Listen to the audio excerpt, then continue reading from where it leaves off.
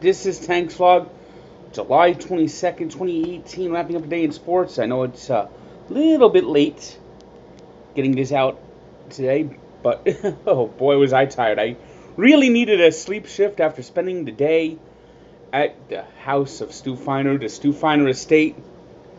And you've only seen a little bit of the videos that have come out so far. I did do what I promised to do. I would do the Shiggy challenge, and we did it in Stu's pool. I mean, this is gonna be classic. But what can I say? Just another great day, and day started. I got there. U.S. Open was on, and what do I see with the U.S. Open? Tiger Woods making a run. I tell you, you're going to be seeing a lot of sets turned on this morning for golf from the Open Championship. The Open Championship. We're not the British Open. We're the Open Championship. We're bigger than Britain. We're the Open. We're not even. We don't even call us the Earth Open. Don't even call us the Galaxy Open. We're open to the universe. No. We're not even open to the universe. We're open to the multiverse. You're the British Open. Get over yourself. But he did have a little setback at the end, but he's at -5, only 4 strokes off the lead. Jordan Spieth, the defending champion, who lost at times in the first round, certainly has found his game on Saturday. 6 under, 65, and is in a tied lead with Kevin Kisner, who's led at the end of every round, and Xander Schauffele. Kevin Chappell, who had his up-and-down day on Saturday, is at -7. Francisco Molinari is at -6. And among the golfers who are with Tiger Woods at -5, listen to these names. Tommy Fleetwood, Zach Johnson, who had the co-lead at the beginning of the day. Bad day for Jack Johnson. Matt Kuchar, Rory McIlroy, Webb Simpson, and Alexander Narine. So I think we're going to have a really compelling final round from Carnoustie in the Open Championship. Don't dare call it the British Open. And then we watched the Met game. And what was worse, we heard what the Mets got for Jeurys Familia. Bobby Wahl, a 26-year-old pitcher who's been toiling in the minors for many years, just had thoracic outlet syndrome injury. A 0-level prospect, Will Toffee, a 24-year-old batting .240 in single A 0-level prospect, and $1 million. That's all the freaking Wilpots care about.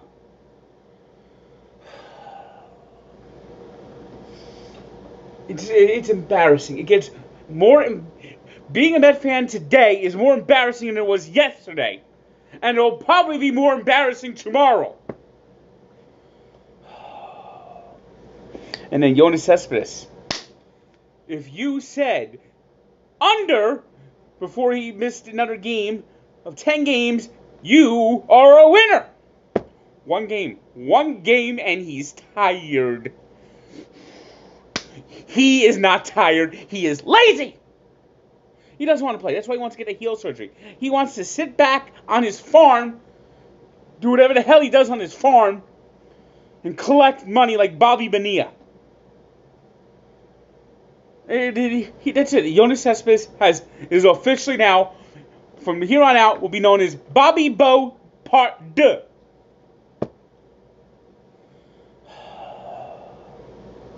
Unreal. And then we got this manager of ours. I watched 2 different baseball games today at Stu's house. Before I was leaving, I was watching a little bit of the Cubs-Cardinals second game. Now I'll get to my score rundown in a second. Now the Mets, Asdrubal Cabrera, check swing. Now this was a borderline call. I could see the umpire calling it a strike. I'm not saying the call was wrong. But he spikes his bat in anger, gets ejected. I'm not saying that Asdrubal Cabrera didn't deserve to be ejected. But this asshole of a manager, this wuss, this wimp, says not one word to the umpire. He just says, it looked like that Keith Hernandez commercial he does with Keith Hernandez.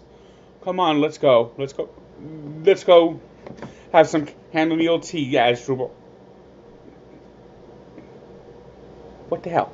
Your job is to protect the player. Your job is to protect the player. You go out there just to argue sometimes. Look what Terry Collins has done. Protect your team. Unreal. You know, and a similar situation. Cubs Cardinals. Javier Baez throws his helmet down after arguing with the umpire. Short fuse umpire. Probably shouldn't have been ejected. But you can't blame the umpire fully for throwing him out. Joe Maddon went out and he argued and he got himself ejected too. That's what a man does. That's what a real manager does. Mickey, you are a loser. You love losing. You accept losing. That's where you got to go.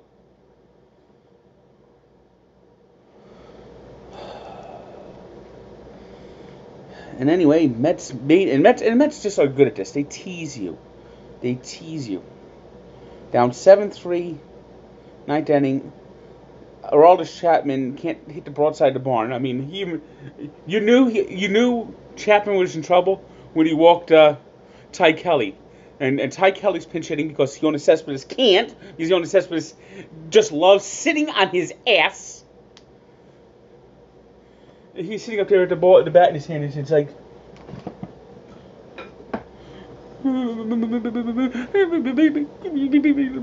I never see anyone with a stance like this. He's got his bat up like this.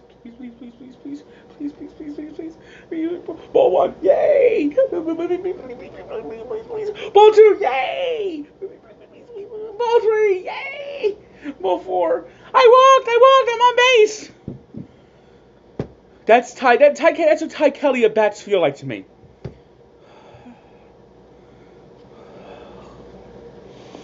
Jesus, Mary, Joseph. And then Devin Mesoraco hits into a double play, and it's like Yankees hold on to win 7-6. And the Yankees gained the ground because the Red Sox today were beaten by the Tigers 5-0 as Mike Fiers burnt the Sox.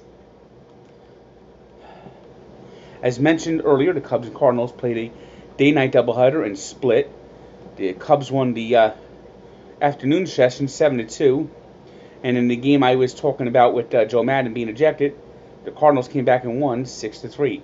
As Matt Carpenter homered in both games, now has homered in 6 straight games. Talk about red-hot Cardinal. Marlins won for the second straight day, so the Mets continue to fade away into obscurity. Fading away. As they're in dead last place. Disgusting. Mickey Callaway, you bred this. You know, you might laugh at this. I actually think if they had Joe Girardi, they would have at least 10 more wins. That wouldn't make them a good team. It wouldn't make them over 500. But Mickey Callaway is so bad. So bad. Pirates beat the Reds 6-2. Astros blanked the Halos 7-0. It was the Royals doubling up the Twins 4-2. The Browns beat the Cowboys 16-3. Oh, I'm sorry. That's Indians Rangers. Bartolo Colon. Oof, not a good day. Rockies edged the Diamondbacks 6-5. A's beat the Giants 4-3. White Sox over the Mariners 5-0. We got a couple of postponements as rain worked its way up the East Coast. Thankfully, it stayed away until the nighttime, so we get to enjoy the full day at Stu's. A lot of time in the pool today. It's invigorating. Other games finals are the Blue Jays beating the Orioles 4-1, and the Brewers ended their losing streak, beating the Dodgers 4-2. Today's three stars are